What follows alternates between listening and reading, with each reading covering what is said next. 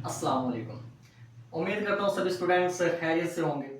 सबसे पहले मैं अपने दोस्त फिजान साहब का शुक्रिया अदा करना चाहता हूँ। उन्होंने हमें मौका दिया है कि यहाँ पे खड़े होके मैं कुछ परफॉर्म कर सकूँ। तो स्टूडेंट्स, आपने मैथ तो सुना होगा। मैथ के रिलेटेड आपने ये सुना है कि मैथ बहुत मुश्किल चीज़ है, लेकिन मैथ कुछ भी नहीं है। मैं अगर अपने एक्सपीरियंस की आपको बात बताऊं, मैथ सिर्फ मुझे भी नहीं आती।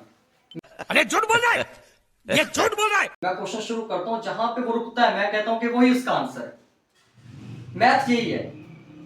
और आज मैं आपके सामने एक टॉपिक लेके आया हूं। आपने मतलब बहुत दफा सुना है कि एलसीएम एचसीएफ, बहुत दफा सुना है, लेकिन आज मैं जो आपको उसका सोल्यूशन बताऊंगा वो आपके टाइम को हाफ कर देगा। आपको देखने और करने में भी मजा आएगा। और आप कहेंगे जिसे एलसीएम नहीं आता वो कहेगा, क्योंकि मोस्टली स्टूडेंट एलसीएम से भागते हैं। उनको लगता है कि एलसीएम पता नहीं क्या चीज है, क्या बुलाएं। लेकिन आज अगर मैं आपको एलसीएम सिखा दूंगा ना, तो 100% आप कहेंगे एलसीएम तो कुछ नहीं है। तो चले चले शुरू करते हैं, ध्यान दीजिएगा।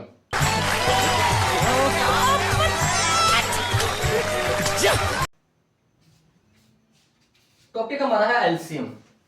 कोई बेसिक छोटी सी हम एग्जांपल ले लेते हैं।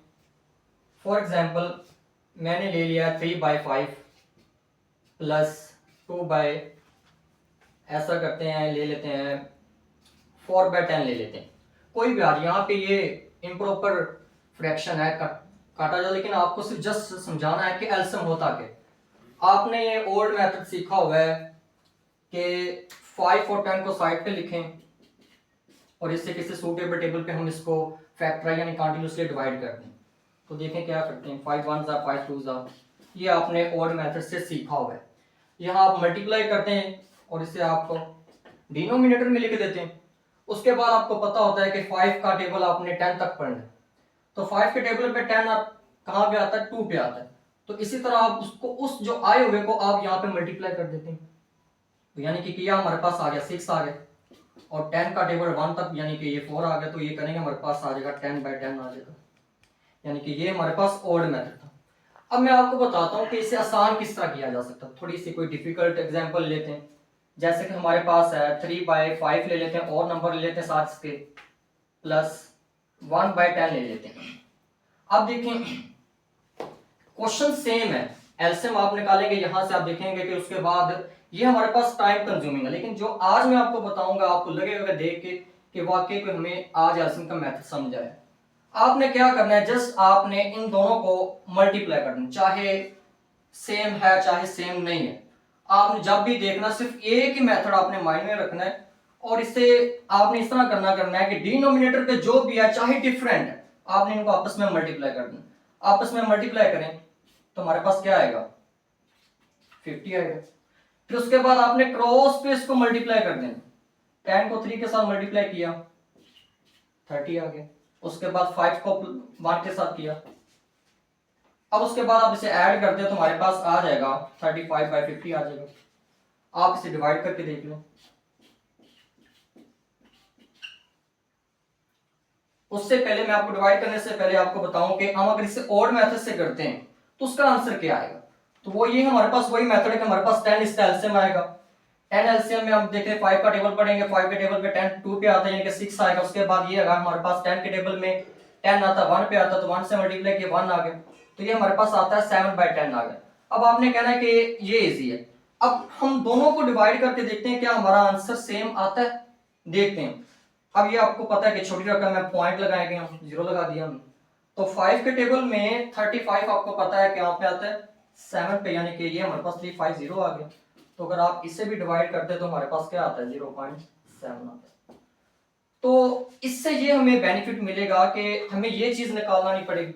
हमें ये नहीं देखना पड़ेगा कि टेबल पे हमारा, क्योंकि मोस्टली स्टूडेंट्स को यही होता है कि उनको टेबल नहीं आ रहे होते। टेबल पे आ रहे होते यानी कि उनको डिजिट सूटेबल डिजिट नहीं मिल रहा होता कि हम किस से नोमिनेटर पे मल्टीप्लाई करें। तो यहां से आपने बस यही याद रखना है, चाहे आपका डिनोमिनेटर डिफरेंट है जो भी आ जाए, आपने उनको आमने सामने पे मल्टीप्लाई करना है और लिखना, और उसके बाद उनको क्रॉस पे करना है। 1 and 10 100% आपका जो आंसर इससे आएगा, जो यहां से निकलेगा वो सेम बिल्कुल सेम होगा। तो स्टूडेंट्स दूसरा टॉपिक जो हमने डिस्कस करना था वो था एचसीएफ। ایس ایف کے بارے میں آپ کو موسٹلی آپ نے بہت سنا ہائیسٹ کامن فیکٹر، لیکن آج میں آپ کو جو بتاؤں گا ایس ایف کس طرح شارٹ ٹرکس کے بارے میں، تو آپ نکالنا یہ کہیں گے کہ اس سے آسان تو چیز ہے ہی نہیں.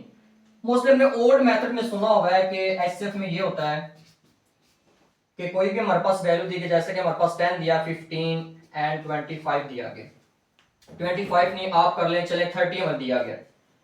آپ کو پتا ہے کہ آپ کے ٹیچرز نے آپ کو سکھایا ہوا ہے کہ 10 کو پکڑنا ہے آپ نے بھائی یوں لکھ دینا ہے، اس کے بعد اسے کنٹینیوسلی ڈیوائڈ کر دینا ہے. سوٹیبل ٹیبل پہ کرنا ہے، 5 پہ کر دیں پہلے 2 پہ کر دیں، وہ ڈز ناٹ میٹر.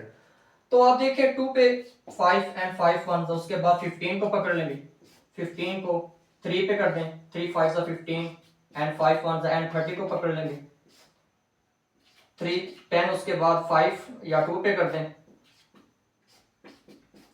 یہ آپ نے اولڈ میتھڈ پہ سنا ہوا ہے، اسے کس طرح کرنا ہے یہ آپ نے بالکل آپ کو رٹا ہوگا.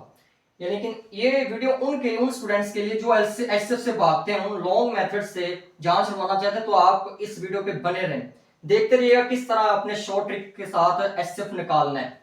تو دیکھیے آپ کو پتا ہے کہ ایس ایف نکالتے وقت آپ نے ویلیوز کے ساتھ ان آئیڈینٹیز کے سامنے ایک کامن فیکٹر لکھ دینے، فیکٹرز لکھ دینے، جیسے کہ اس کے فیکٹر ہیں 2 اینڈ 5 ہے. اس کے بعد 15 کے ہمارے پاس آ گئے ہیں 3 اور 5 ہے. اس کے بعد 30 کے آگے ہمارے پاس آ گئے ہیں 3 ملٹیپلائی 2 ملٹیپلائی 5. تو آپ نے یہ دیکھا ہوگا کہ ان کے اندر کامن ہمارے پاس یہ والی چیز ہے. تو آپ کے ٹیچرز جو کہ میں بھی پہلے یہی کروایا کرتا تھا، تو کہتے ہیں کہ یہ ہمارا ایس ایف نکلا ہے. تو یہ ہمارے پاس اس کا ایس ایف آ گیا. کیا نکلا ہے ہمارے پاس؟ اس کا ایس ایف 5 نکلا ہے.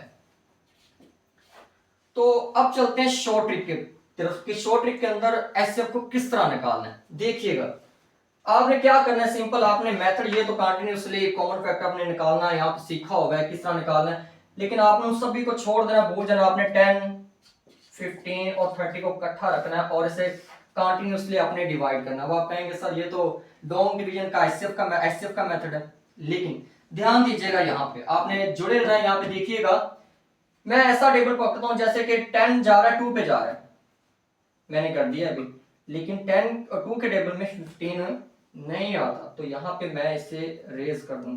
میں نے وہی ٹیبل دیکھنا ہے جو ان تینوں کو ایک ہی ٹائم پہ ڈیوائڈ کر دی.